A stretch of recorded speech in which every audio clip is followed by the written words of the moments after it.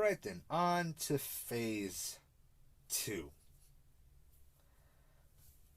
Iron Man 3. Well, I'm not gonna lie, Iron Man 3 is a little bit more forgettable than. Wait a minute.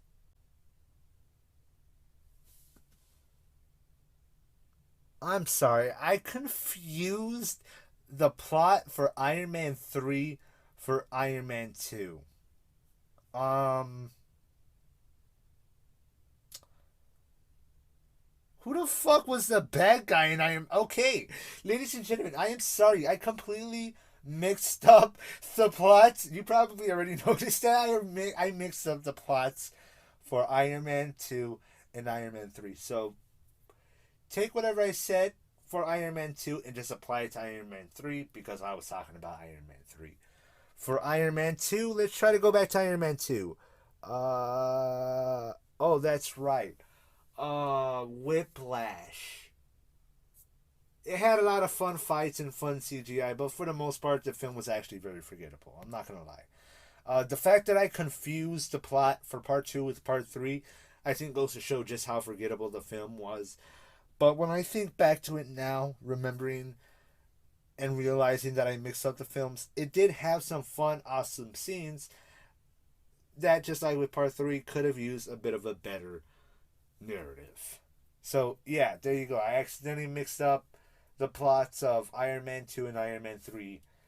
And in my personal opinion, Iron Man 2 is a bit more forgettable than Iron Man 3. Though it still had some fun moments regardless.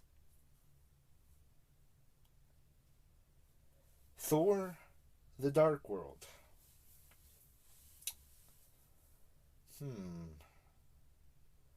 Well, just like with Iron Man 2, it had some fun scenes, and I think this is around the point when we started setting up the Infinity Stones. And we already knew who was coming for them stones. So I think for that reason alone, it is somewhat of a decent film because I think it sort of did a somewhat decent setup of the reality stone. I think it could have done better setting up the reality stone. In fact, I think we probably got a better representation of what the reality stone could do in, what was it, Avengers Infinity War, I believe. We'll see what happens when I get to the phase 3. But yeah, uh, it was the film that was supposed to start our setup to the Infinity Stones. And I do remember that. I do remember some of the fight scenes. And I do remember the bickering between Thor and Loki. They were very much entertaining. And I think we were all genuinely surprised when we thought Loki was dead until that end credit cutscene. But regardless, there were some fun moments in Thor the Dark World. But like Iron Man 2, for the most part, it's just very forgettable when I really think about it. I think I still got a soft spot somewhat for some of the films in Phase 2, just like with Phase 1. Not as much, though. And again, they're just, some of them are a little bit more forgettable. But this was early in the phase, and we were still kind of basically setting up our character even further further on than what we got in Phase 1 Avengers.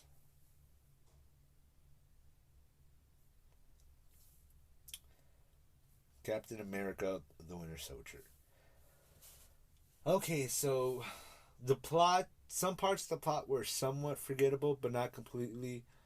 But man, this was just the action in this film was just going, just non-stop. You know, the stakes were high. The concern for Bucky from Steve felt real. And that one scene with him trying to hold back the chopper from flying away, I mean, that scene will live on forever. Like, just women loved that scene, and guys were just, I don't know. But yeah, this was definitely a fun film, And I think unlike the sequel films for the other heroes, Iron Man and Thor, um, this one did a better job, and it was more memorable, even in a narrative sense, and more entertaining. At least in my personal opinion. Guardians of the Galaxies. Man, when I first heard about this, I didn't know who the hell they were until I started seeing some videos of their comic book lore. And then I started to gain some interest and was actually kind of excited and hyped to see what we would get from these brand new characters. And needless to say, I was pleasantly surprised. We got Space Outlaws just saving the motherfucking galaxy. And it was fun. Even though we got like what, one, two, three, four, five characters on screen that we're meeting for the very first time, I think they did a decent setup of each of their characters, their personalities, and each of them definitely had a say, a line in that film that was very memorable that people may still be quoting to this day. Because it wasn't the longest movie in the world. It wasn't a very long film. Uh, Everybody managed to get their time in the spotlight, but regardless, their roles were memorable and entertaining. And I think just like a lot of you, I just love this film. It's just I cannot wait to see more from the Guardians of the Galaxy. Sorry. Avengers: Age of Ultron. There ain't no strings attached on me. Man, I remember hearing that in the trailers. It actually gave me some chills. And, well, I gotta say, this film was very much entertaining, and I mean, it really made Ultron feel like a threat. I'll say that much. And it introduced us to Quicksilver and the Scarlet Witch, a character who at the time I thought was decent and was starting to gain a liking to her, not just because she's eye candy, but I mean, don't get me wrong, all of her costumes throughout the MCU lately have been fucking, god damn, just. But beyond that, I actually enjoy her as a character. And when I did eventually see WandaVision, I was really starting to gain a liking to Wanda and wanted to see more from her. Until Multiverse of Madness, but we'll save that for when I eventually talk about Phase 4. And I have yet to even touch on Phase 3, which will be in another future video. But yeah, Age of Ultron, I definitely freaking enjoyed this film. Would I find it funny they called it the Age of Ultron when the motherfucker only but what was alive like maybe at most a week or two. But then again, this guy was exposed to the internet, all of the internet, all at once, very, very early in his existence. Is it any wonder why he just wanted to obliterate the planet? He took a good look at the internet and just said, no. Humanity gotta go. No, they gotta go. What's this shit I hear about E621 in Twitter? And no, y'all gotta go. Y'all gotta go. All of y'all, the weebs, the furries, the neckbeards, the feminists, the woke, liberals, conservatives, y'all, everybody gotta go. Everybody humanity ain't worth preserving. All y'all motherfuckers gotta go. That's it. I'm dropping a meteor on this bitch. Definitely a fun film.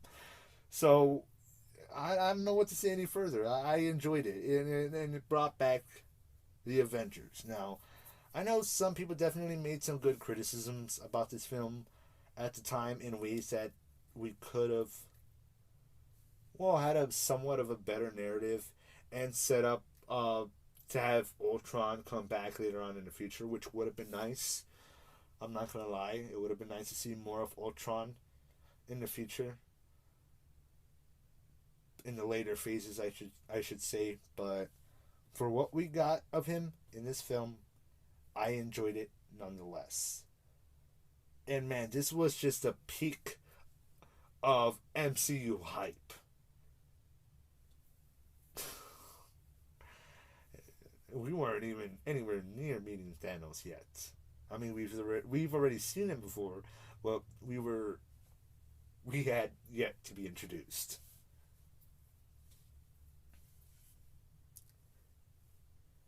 Ant Man. Well, this one's technically another superhero origin story, but when you really look at Ant Man, what he does in the film, he's still a criminal. I mean, he's literally hired to steal from the Avengers base. But for the most part, he was a good guy that ended up doing a good thing near the end.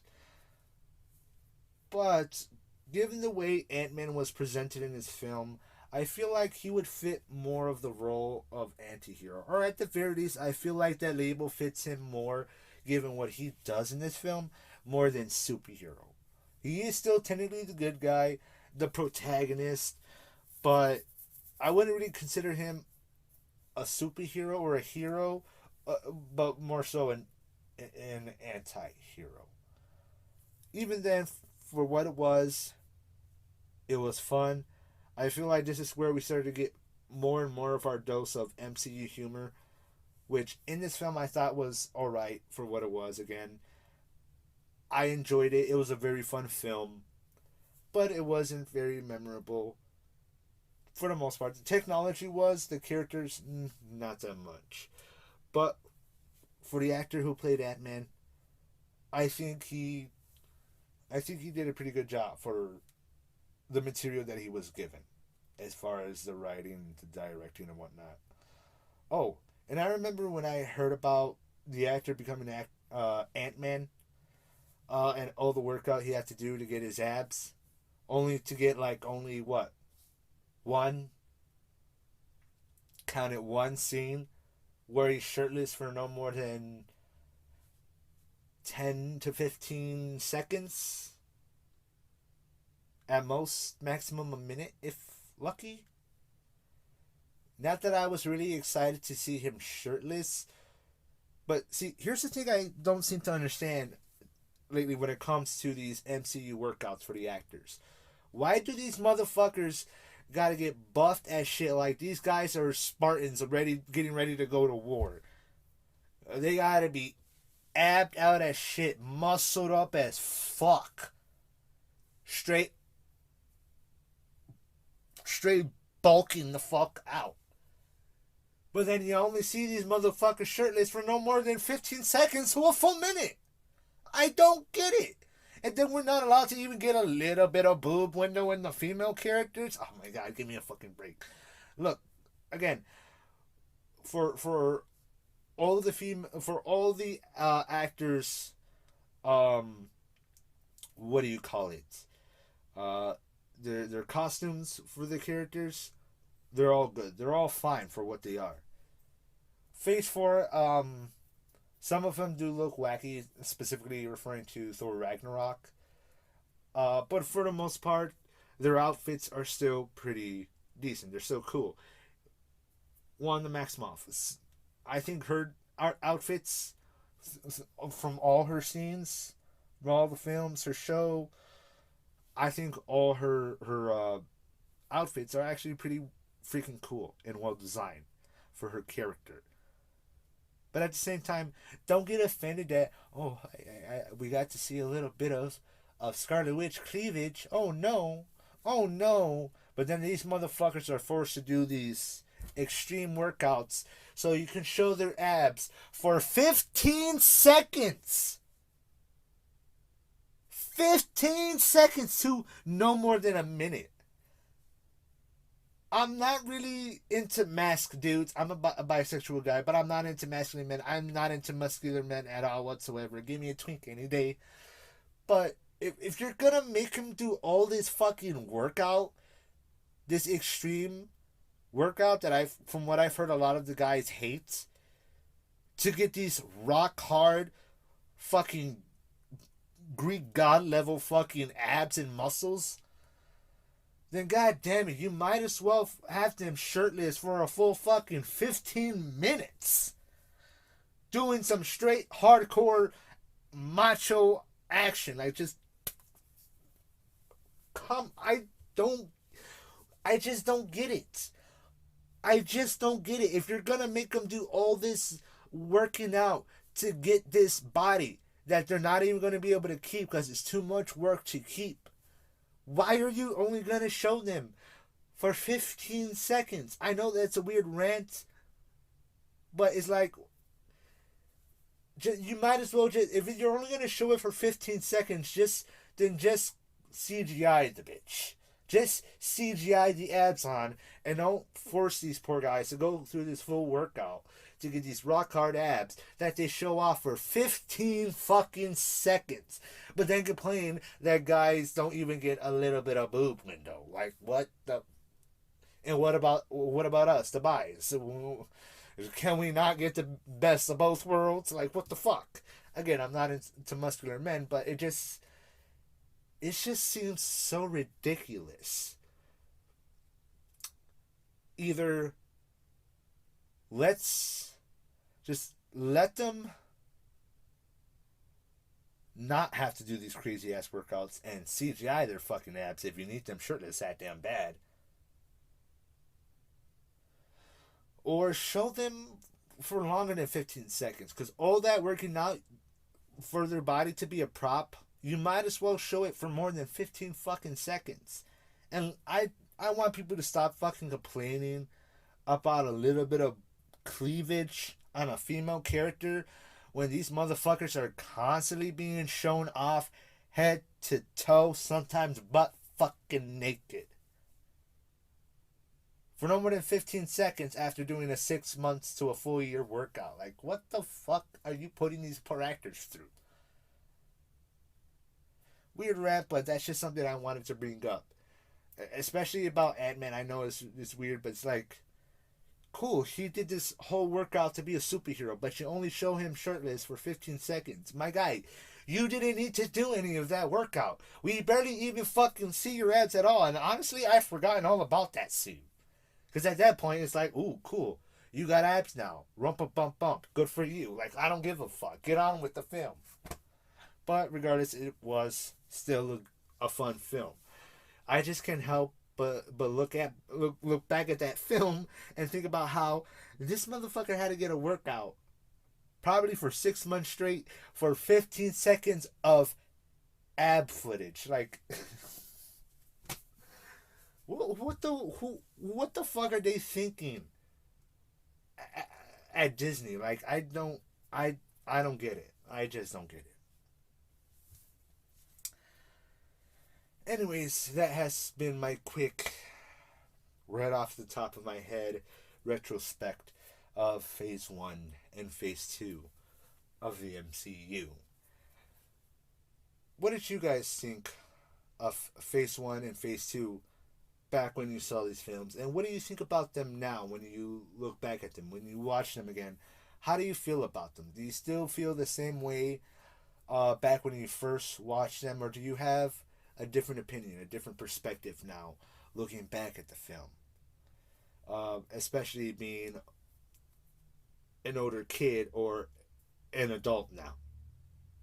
Because I can definitely look back now at some of these films as an adult and see their flaws more, see where some parts of it worked, some parts didn't, why some parts worked for others, and those same parts don't work for other people. I think you get my point, but it is what it is. They were entertaining times, and I could still look back at them with some fun and nostalgia. And even then, looking back at some of these movies, they're still fun films. Which is not too much you could say about some of the stuff in Phase 4. We'll get into that when I eventually talk about Phase 4. Originally, I was only supposed to talk about Phase 4. But then I decided, fuck it. let me just do some quick videos for phase 1, 2, and 3. So this has been my quick retrospective on phase 1 and 2. I will see you guys next time for my video on phase 3 and phase 4. For specific stuff within phase 4, I actually want to do some videos on, like WandaVision and Multiverse of Madness. And for right now, those are the only ones. Oh, that and What If, and what I would want from Marvel Zombies. Other than that, that's really it. They're just going to be retrospective of the whole phase in general. And I'm only going to choose very specific media within that phase that I want to talk about, that I'm going to talk about specifically. Again, WandaVision. But with that said, that's the end of my retrospective of phase 1 and 2. What are your thoughts? Let me know in the comment section down below. And if you enjoyed this video or agree with any of my opinions, leave a like. If not, leave a dislike in a comment telling me why. Any interaction is good interaction for my channel and the algorithm, and any criticism can help me get better. I will see you guys next time for my videos on phase 3 and 4, my videos on WandaVision and Multiverse of Madness. And I did say a while ago I was going to do my final Makes No Sense videos on the Star Wars lightsaber. Yeah, I'm actually going to push that project back a little bit further because I'm struggling to get my thoughts together on that topic. So until I can eventually get my thoughts together properly for that topic, I'm going to just push it back and take care of some other projects till then. So, yeah, see you guys till then. Chaotic out. Thanks for watching. I appreciate you watching all the way to the end. Even if you didn't enjoy it, I really do appreciate your time and your view. Chaotic out. Have a good one.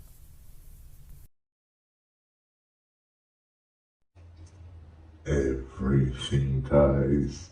Look to the skies to see the end of all creation again.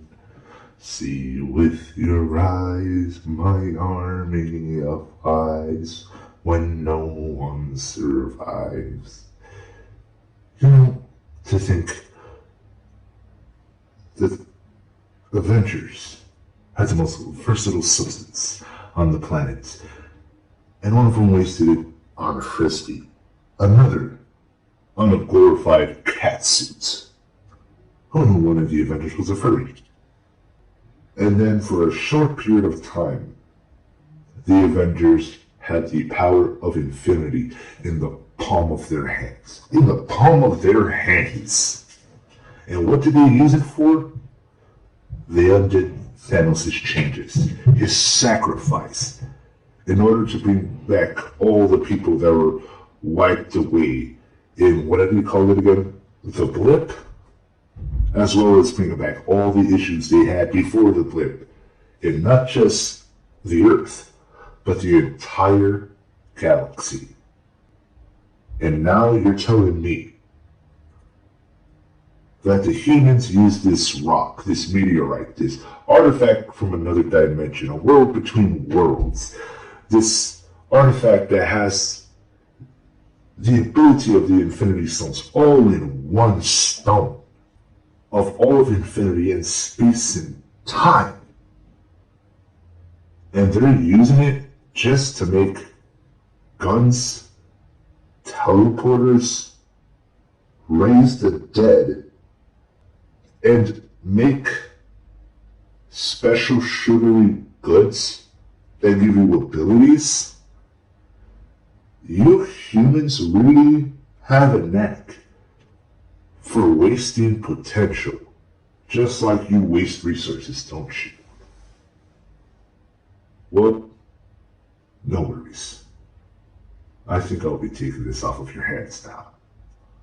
All I really need you for is to summon the girl. Now, how is it again that this toy monkey is supposed to get her attention? Please do elaborate. Do not be so blinded by your arrogance, Ultron. I could easily cut you out of the picture. I only made a deal with you because of your advanced intelligence and the protection you could provide. And we're going to need it. Because this girl may not be as powerful as Maximoff, but she has the potential to be. Right now, she is in her weak state. But even in her current state, she is very powerful. You have a whole lot more steps to take before you can wield the full potential of that artifact. That artifact has power beyond comprehension. A power that only she understands and has any experience with. You yourself crave this power. I know this to be true. But the only way you can wield this power is with the aid of two other artifacts that reside in the original realm this artifact, this rock, stems from, known as the Ether. For without the combined aid of the Chronorium and the Summoning Key, safely wielding this power without full-blown corruption will not be feasible. The only way we will get into the Ether is with her assistance. We will not be communicating with her directly, only through those who do her bidding. And just whom might that be? The dead.